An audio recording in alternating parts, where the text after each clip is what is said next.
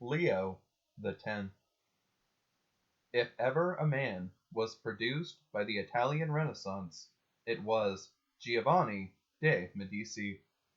He was born at Florence in 1475, the son of the magnificent Lorenzo.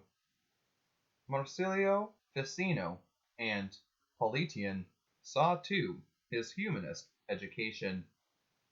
Destined for the Church, he was tonsured at the age of 7 or 8, and soon became abbot of several monasteries. A cardinal at 13, he was pope at 38.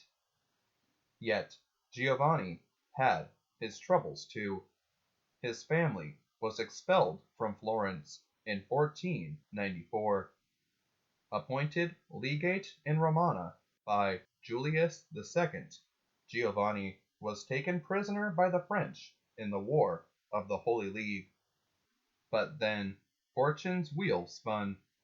The Medici recovered control of Florence in 1512, and the very next year Giovanni entered the conclave a dark horse, to emerge as Pope Leo X. Leo faced the crushing responsibility of spiritual leadership with a light heart.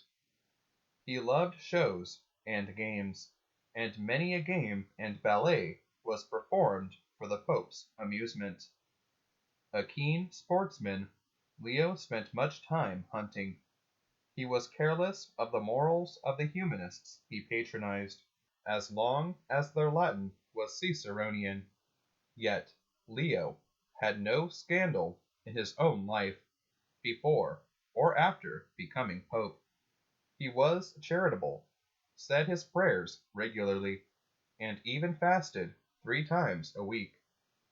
His open-handed extravagance made Rome a happy hunting grounds for humanists, but it so seriously embarrassed the papal treasury that Leo was forced to stoop to unworthy devices to secure necessary funds.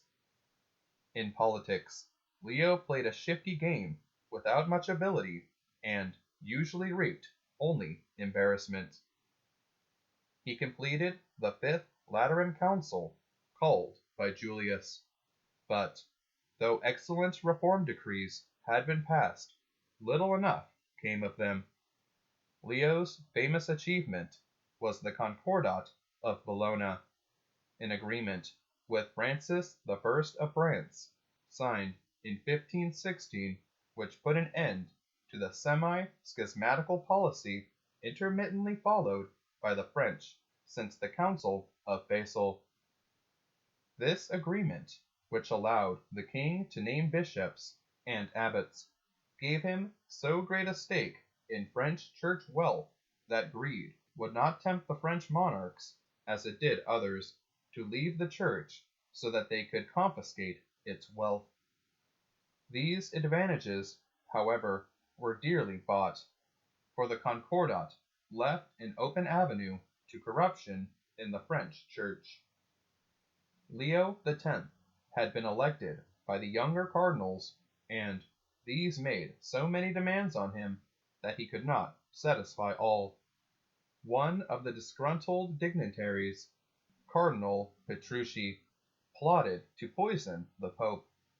Leo discovered the plot, had Petrucci executed, and then, at one sitting, created 31 new cardinals, a wise step to ensure a loyal college.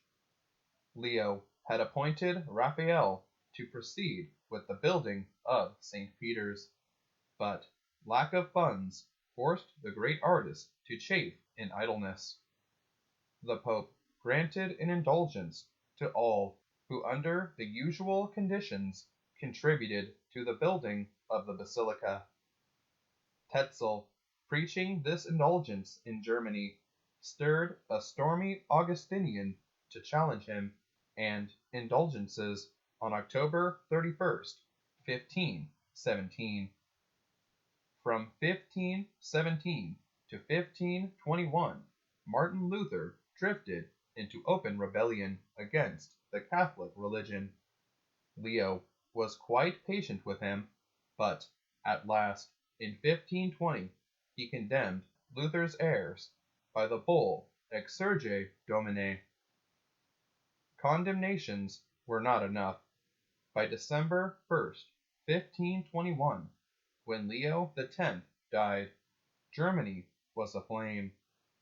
It was the time's misfortune that when the Church needed a Hildebrand on the papal throne, all it got was a Medici. Leo X, 215th Pope. Christ our King, thy kingdom come.